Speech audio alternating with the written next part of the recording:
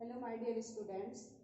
Today I will teach you 8th history, second chapter, first topic establishment of the company power. किस प्रकार east India company का हमारे India में establishment होता है, इसकी एक स्टोरी हम लोग पढ़ेंगे। अब ईस्ट इंडिया कंपनी जो भारत में आई थी, उनके अट्रैक्शन का कुछ तो काउज होगा, जिसके चलते वो अपने कंट्री को छोड़ करके यहाँ इंडिया में ट्रेड के लिए आए थे।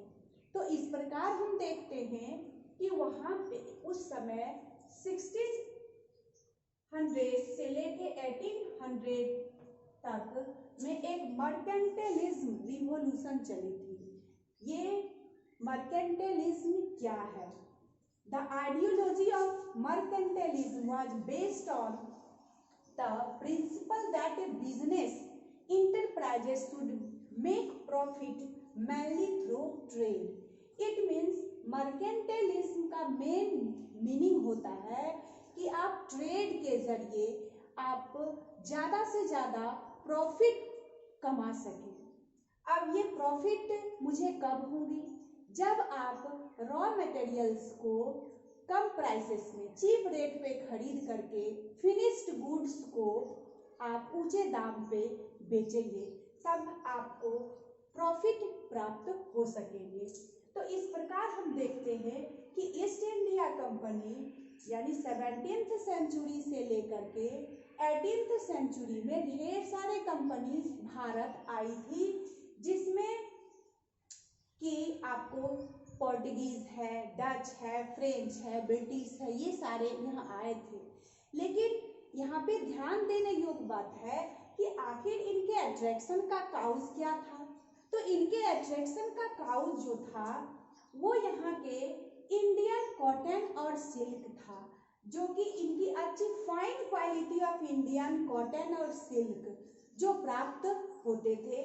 स्पाइस के रूप में यहाँ पर मिलते थे पीपर, क्लोव्स, कार्डेमम, सिनामोम, जिनका कि यूरोपियन कंट्री में ज़्यादा से ज़्यादा डिमांड थी, जिसके चलते यूरोपियन ट्रेडर्स इंडिया में ट्रेड के लिए आ पहुँचे थे।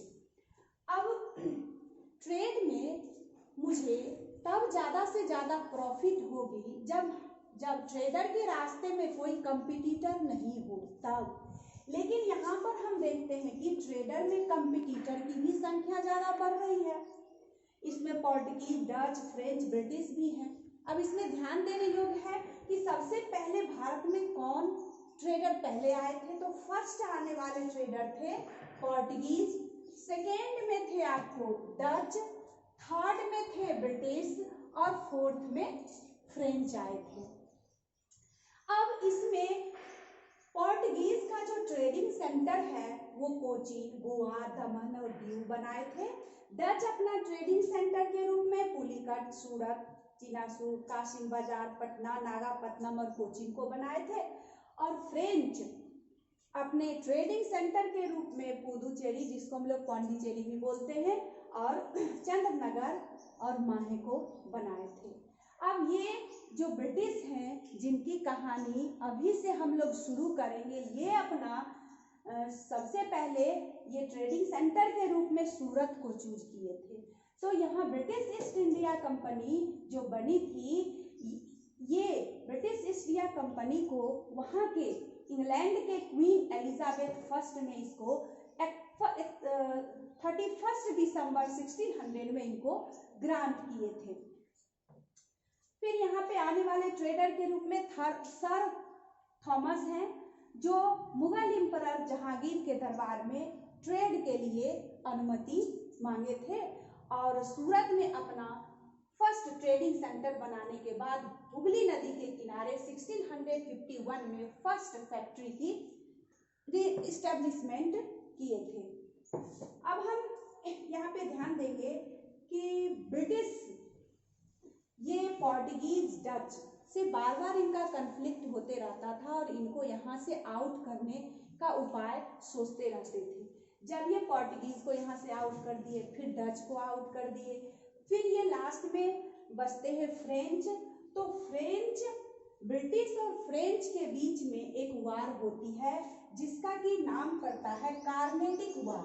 इसीलिए मैं लिखी हूँ कि the wars between the British and the French are known as Carnatic war. और इस कार्नेटिक वार के जरिए ब्रिटिश फ्रेंच को भारत से हटा देते हैं और ट्रेड के रास्ते में जितने उनके कंपटीटर थे सारे चले गए।